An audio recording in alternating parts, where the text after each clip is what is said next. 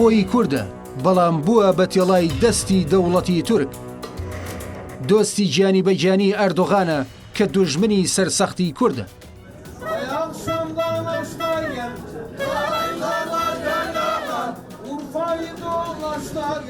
لەسەر وەختی داگیرکردنی عەفرین لە ناو سەنگەری سەربازی داگیرکەرانی تورکەوە دەرکەوت و لە پاڵ ئەردۆغاندا گۆرانی بۆ داگیرکردنی ئەو شارە کوردیە دەوت. ئیبراهیم تاتلیساس وێڕای ناوبانکە زۆرەکەی بەهۆی دەنگەوە کەچی کەسایەتێکی بێزراوی هەیە و تەنانەت هاوژینەکەی و هەوادارەکانی خۆشی بە بێڕەوشت ناوی دەبن. بەردەوام ڕەخنەی ئەوەی لێ دەگیرێت کە سوکایەتی بەژن دەکات و تەنها بە چاوی ئارەزوو لێیان دەڕوانێت. پەریهان ساڤاش هاوسەری پێشووی لەبارەیەوە دەڵێت ئەو کاتەی زانیم خیانەتی لێکردوم بەو خەمەوە 15 ڕۆژ لە نەخۆشخانە کەوتم. کچەکەم کە تەمەنی 4 مانگ بوو لە سکمدا کەمی مابوو لە دەستی بدەم بەو حاڵەشەوە لێی دەدام ئەو نەک لە من لە هەموو کەس دەدات. هەروەها دەریاتونیا یەکێکی دیکە لە هاوسەرەکانی پێشووی دوای جیابوونەوەیان تاتلیساس پاسەوانی تایبەتی خۆی دەنێرێت بۆ کوشتنی. پاسەوانەکەی بە گولە پەلاماری دەریای داوە و برینداری کردووە. وێڕای ئەو خزمەتە زۆرەی بە تورکەکانی کردووە زیاتر لە 30 ساڵە هەوڵی ئەوە دەدات ببێت بە پەرلەمانتار بەڵام نەدەنگی پێویست بەدەست دەهێنێت و نە هیچ پارتێک پەسەندی دەکات. بۆ یەکەم جار ساڵی 1992 سربەخۆ خۆی کاندید کرد بۆ پەرلەمانی تورکیا بەڵام دەنگی پێویستی بەدەست نەهێنا. تا ئێستا 4 جار لەسەر لیستی ئاکەپە هەوڵ دەدات ببێت بە پەرلەمانتار بەڵام شکست دەهێنێت و ئاکەپە ڕەتی دەکاتەوە. بۆ هەڵبژارنی داهاتوش دیسان داوای کاندید بوون دەکات. ڕەتکردنەوەی تاتلیساس لەلایەن ئاکەپەوە کاردانەوەی گەورەی لێکەوتەوە لە تۆڕە کۆمەڵایەتیەکان و کرا بە گاڵتەجار و ئەو گۆرانێشیان بیر خستەوە کە بۆ داگیرکردنی عەفرین وتبوو. ئیبراهیم تاتلیساس یەکێکە لەو هونەرمەندانەی کە زۆر لە ئەردۆغانەوە نزیکە و لە دوای داگیرکردنی شاری عەفرین لە ڕۆژئاوای کوردستان یەکێک لەو کەسانە بوو لەگەڵ ئەردۆغان بۆ پیرۆزبایی سەرکەوتن سەردانی عەفرینیان کرد و لەوێ گۆرانی بۆ ئەردۆغان وت. جگەلەوەی هەمیشە بۆ بانگەشەی هەڵبژاردن لە شانی ئەردۆغانەوەیە.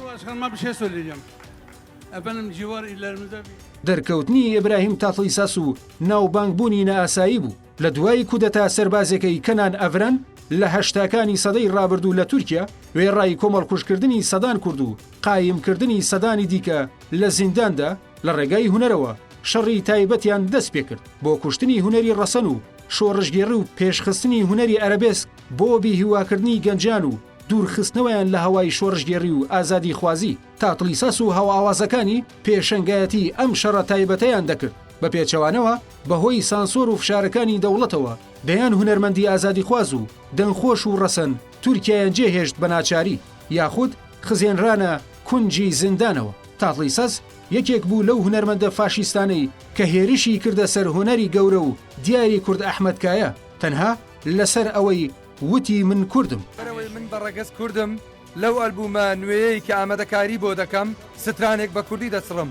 ئەو لەسەر دزینی ئاواز و گۆرانی هونەرمەندانی دیکە و تورکاندنی و کردنی بەهی خۆی زیاتر دەرکەوت. تا ئێستا چەندین ئاواز و گۆرانی حەسەن زیرەکی دزیوە.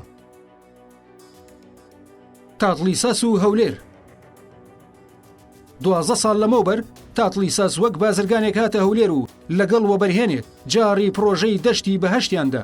ئەو کاتە تاتلیساس هاتە سەر شاشەکان و وتی چەند ساڵێکی دیکە هەولێر دەکەین بە دووبەی. بەو ڕیکلامانە قۆڵی سەدان کەسیان بڕی و پارەکانیان لە ئاوچوو. ئەو بەهەشتەی دوای 12 ساڵ هێشتا کەلاوەیەکە لە ناو دەشتێکی ڕق و وشکدا. پرۆژەکە لە ڕۆژڵاتی هەولێرە و دەبوایە 2013 تەواو بکرایە بەڵام وەبەرهێنەکەی کە خاوەنی گروپی کۆمپانیەکانی عادل متحیدە بوو کارەکەی تەواو نەکرد و بە کەلاوەیی جێی هێشت و هەڵهات.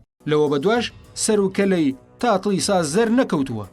مە لە خەڵکێ حەولێر لە خەڵکێ بەغدادێ لە خەڵکێ سولمانیە گشت هاتن لەبەر ماڵ کردین شوقا کردین ویلا کردین کو سعات چی تۆ دوشغلە تیک تاک تیک تاک ئەمژی دکە ور بشغلن. پاش 12 ساڵ ئەو هونەرمەندە فاشیستە کە پشتیوانی لە کۆمەڵکوژی کورد و داگیرکردنی کوردستان دەکات شەوی 16 مانگ هاتە هەولێر و پێشوازی لێکرا و میدیاکانی پەدەکە دەوریاندا و پەخشی ڕاستە و خۆیان خستە خزمەتەوە. تاتلیساس لە کۆنگرەیەکی ڕۆژنامەوانیدا دەڵێت من تورکی کوڕی تورکم، کوردیش دەزانم.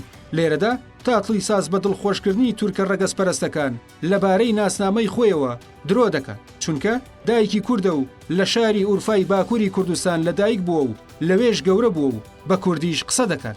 هەروەها لە شوێنێکی دیکە وەسێ دەکات و دەڵێت ئەگەر سەروەت و سامانەکەم بۆ هاوسەر و خێزانەکەم نەمێنێتەوە ئەوە پێشکەشی سوپای تورکی دەکەم، کەواتە سەروەت و سامانەکەی دەبەخشێت بە کۆمەڵکوشکردنی گەلی کورد.